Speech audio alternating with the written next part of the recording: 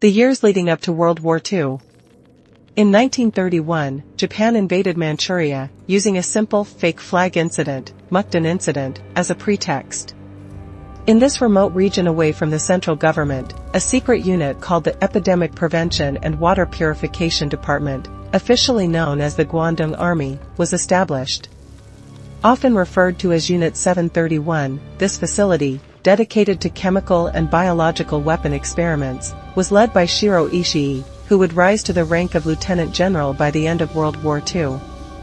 With around 10,000 personnel, including leading Japanese scientists, Unit 731 and similar units conducted horrifying human experiments and biological weapon development from 1933 to 1945. Shiro Ishii, who remained at the helm from the beginning to the end, was associated with these facilities under the term Ishii Network. Shiro Ishii, born into a wealthy family, grew up as a pampered child. With a photographic memory, he excelled in whatever he pursued, becoming a favorite among his teachers. Lacking any restraints, his arrogance grew over the years, leading him to be remembered as a cocky and arrogant child by those around him when no one could say, "Stop." He studied medicine at Kyoto Imperial University and joined the military as a medical officer in 1921.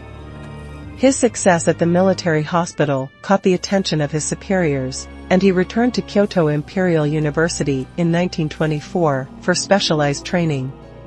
However, his peculiar habits, such as claiming to befriend bacteria he cultivated in petri dishes and disrupting the university's order with late-night laboratory work, made those around him uncomfortable. Returning to the military in 1925 with a rank, Ishii believed in the necessity of establishing a Japanese biological weapons program.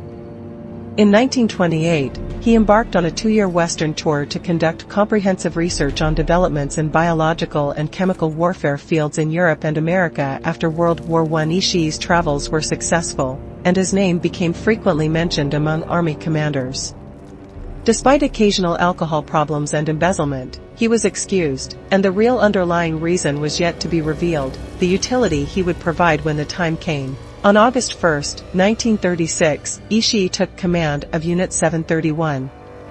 In these facilities, Ishii and his associates subjected living subjects to the spreading of diseases through infected fleas, forced pregnancies, live vivisections without anesthesia, intentional exposure to freezing temperatures, and other forms of torture, all for their grand objectives. In 1925, the Geneva Protocol was signed, explicitly prohibiting the use of biological and chemical weapons. Consequently, the Japanese decided that any activities related to developing biological weapons needed to be conducted in secrecy. With the invasion of Chinese mainland territories in 1931, Japan believed it had found the right place for establishing a facility to produce biological weapons, Manchuria, a location distant from their homeland and easily accessible for human experimentation. In 1932, the Epidemic Prevention Research Laboratory was established in Tokyo's Japanese Army Medical School, later known as the Ishii Network. Unit 731, the first independent unit established as an extension of the research laboratory, was deemed most suitable to be led by Shiro Ishii. As a result, a unit was established at Jeonma Castle, a prison and experimental camp located in a village about 100 kilometers south of Harbin on the South Manchuria Railway.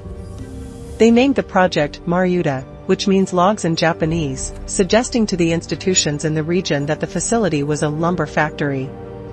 However, when referring to the dead subjects, they would say, "Has the log fallen?" among themselves, giving the project the German name Holzklotz, with a similar meaning.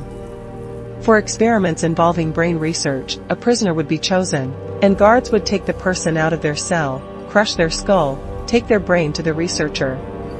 The remaining body would be cremated. If they wanted to examine the effects of blood loss, they would amputate a prisoner's extremities and monitor them until death from hemorrhage.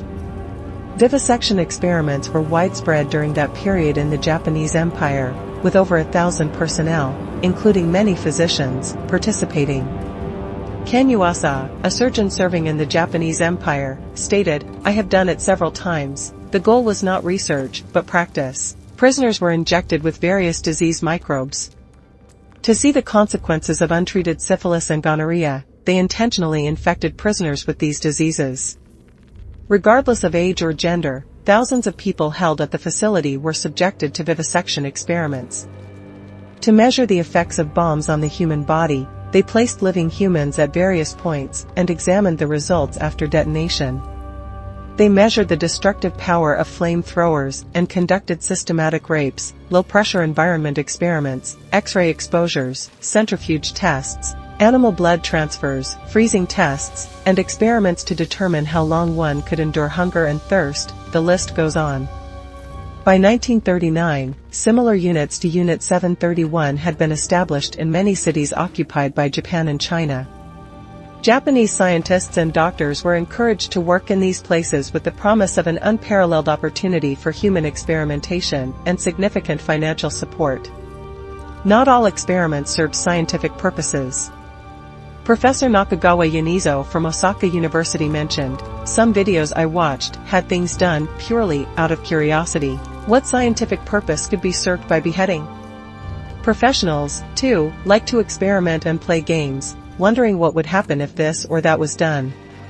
Researchers at Unit 731 published some of their results in peer-reviewed journals, disguising them as experiments conducted on non-human primates called Manchurian monkeys or long-tailed monkeys.